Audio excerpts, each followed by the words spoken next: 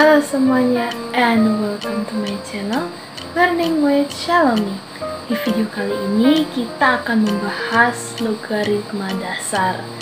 Dan sebelum kita mulai, jangan lupa untuk subscribe channel ini dan bunyikan lonceng notifikasinya biar nggak ketinggalan video baru yang bakal diupload berikutnya.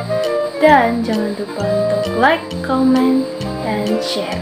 Oke, kalau sudah, let's go. Oke, jadi kita akan membahas logaritma dari dasar dulu ya.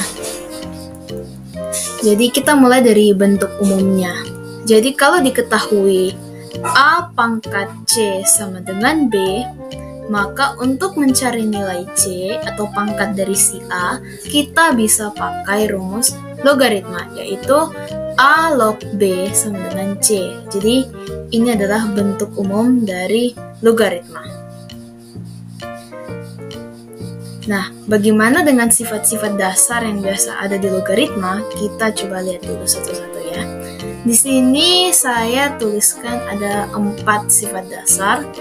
Yang pertama, A log B ditambah A log C, ini sama dengan A log B kali C. Jadi numerusnya itu yang di bawah ini ya, yaitu B dan C itu kalau dia ditambah, maka numerusnya yang dikalikan dengan syarat basisnya atau yang bagian atasnya ini harus sama. Nah, bagaimana kalau A log B dikurang A log C? Maka sebaliknya, yaitu dibagi. Jadi hasilnya A log B bagi C. Nah, kalau diketahui A log B dikali B log C, jadi numerus dari A log B itu sama dengan basisnya B log C ya, sama-sama B. Ini nanti mereka habis, sehingga jadinya sisa A log C. Lalu yang selanjutnya, kalau diketahui basis dan numerus ini memiliki pangkat, jadi A pangkat N log B pangkat M, maka kita bisa tuliskan ini M-nya pindah ke depan, N-nya juga, tapi jadinya M yang pangkat B tadi dibagi N dikali A log B. Oke, jadi dari sifat-sifat dasar ini kita coba latihan soal dulu ya, tapi yang sederhana dulu. Baik, jadi ini soal yang pertama, kita coba baca dulu ya soalnya. Diketahui 64 log 8 pangkat 2x sama dengan 8. Berapakah nilai x? Nah, kalau soalnya seperti ini, kita coba lihat dulu bentuk dari 64 log 82x ini. Kira-kira bentuknya ini kita bisa ubah nggak menjadi bentuk yang sama? Jadi kita mengupayakan bagaimana supaya nanti jadinya, karena yang di numerusnya atau yang di bawahnya ini basisnya 8, kita coba mengubah 64 ini menjadi 8 diapakan begitu. Supaya nanti kalau dia 8 log 8, artinya 8 pangkat berapa hasilnya 8? 1. Jadi kita mengubah hasilnya jadi 1 ya intinya.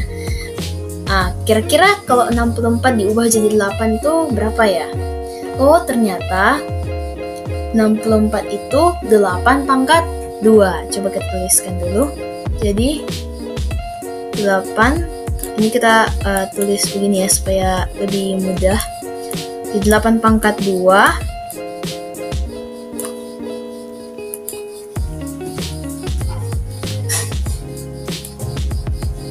log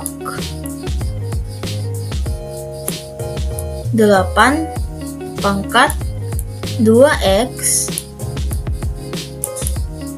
ini hasilnya sama dengan 8. Oke. Nah, sekarang kita lihat kalau ternyata 8 pangkat 2 log 8 pangkat 2x ini ternyata tadi ada kan sifat dasar logaritma yang kalau basis dan numerusnya berpangkat. Ternyata kita yang ini tadi ya, coba kita kembali dulu. Nah, dia ternyata memenuhi sifat dasar yang terakhir ini, yang keempat ya. A pangkat N log B pangkat M itu sama dengan M per N kali A log B. Kita coba kembali dulu. Nah, jadi kita bisa tuliskan ini kan sama dengan N ya, dan ini sama dengan M. Maka kita bisa tuliskan 2x per 2 dikali sisa 8 log 8. Ini hasilnya sama dengan 8. Nah, 8 log 8 ini kan tadi yang seperti saya sudah bilang tadi hasilnya adalah 1. Jadi intinya kalau ada angka berapapun, mau 10 log 10, 8 log 8, 100 log 100, yang penting basis dan numerusnya sama, itu hasilnya pasti 1. Karena kalau kita ibaratkan yang ini, 8 pangkat berapa hasilnya 8? Ya pasti jawabannya 1. Bilangan X pangkat berapa hasilnya X dirinya sendiri? Ya pasti hasilnya 1. Bilangan kalau dipangkatkan 1 hasilnya dirinya sendiri. Makanya hasilnya 1. Sehingga kita bisa tuliskan 2x per 2 dikali 1 ini sama dengan 8. Nah, ini kan 2 yang di 2x ini kita bisa coret dengan yang di bawah.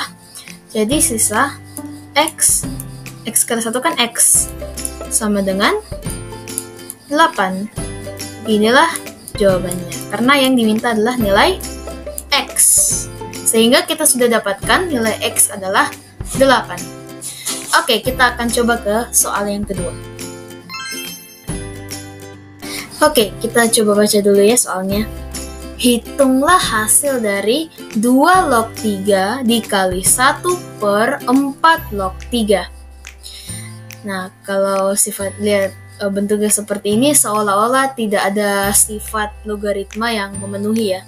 Jadi kita coba ubah bentuknya. Jadi 1 per 4 log 3 ini kita bisa tuliskan sama dengan 3 log 4. Seperti sifat dasar pada bilangan lain, kalau dia ada 1 per di atasnya, artinya 1 bagi dia, itu artinya hasilnya sama dengan kebalikannya. Jadi 1 per 5 per 2 misalnya, itu sama dengan 2 per 5, atau 1 per 9 per 10, yang penting 1 pernya yang besar ya.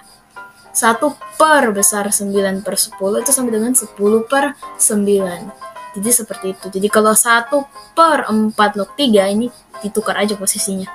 Itu 3 log 4. Oke, nah kalau sudah seperti ini kan mirip dengan sifat dasar yang A log B kali B log C. Itu sama dengan A log C. Coba kita tuliskan dulu ya. Jadi 2 log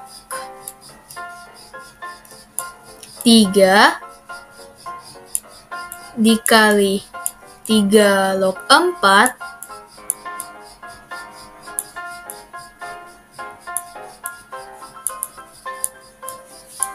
Nah, ini kan numerus dari yang kiri dan basis yang kanan. Basis saya ingatkan lagi ya. Jadi basis itu yang atas, numerus itu yang bawah. Jadi numerusnya 2 log 3 itu kan 3, sama dengan basisnya 3 log 4, yaitu 3. Sehingga ini nanti habis. Sisa 2 log 4. Nah, ini kita bisa selesaikan. 2 log 4 itu kan sama aja artinya dengan 2 pangkat berapa hasilnya 4. Oh, ternyata 2 pangkat 2, sehingga jawabannya adalah 2. Oke, jadi begitu untuk penyelesaian nomor 2 ya. Jadi kalau misalnya kita lihat, sepertinya tidak ada sifat D yang memenuhi ini. Kita coba ubah bentuknya sampai akhirnya kita bisa dapat yang bentuknya mirip dengan sifat dasar logaritma. Kita akan coba untuk menyelesaikan soal yang terakhir. Oke, jadi kita coba baca dulu soalnya.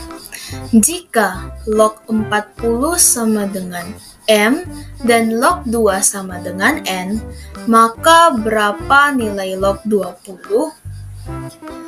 Nah, ini kita coba pecah dulu ya log 20 ini. Karena log 20 yang kita cari. Jadi kira-kira log 20. Nah, teman-teman jangan kaget kalau misalnya kita dilihat, oh tidak ada basisnya. Nah, ini kita berarti kalau lognya ini tidak ada basisnya, maka itu basisnya sama dengan 10. Tapi karena dalam soal ini basisnya itu kebetulan sama ya, karena sama-sama tidak diketahui basisnya, berarti basisnya 10 semua. Berarti kita tidak perlu tuliskan. Nah, kira-kira kalau kita mau ubah 20 ke bentuk 40 dan 2 itu bagaimana ya caranya kira-kira? Oh iya, ternyata 20 ini kan sama dengan 40 dibagi 2. Kita coba tuliskan ya.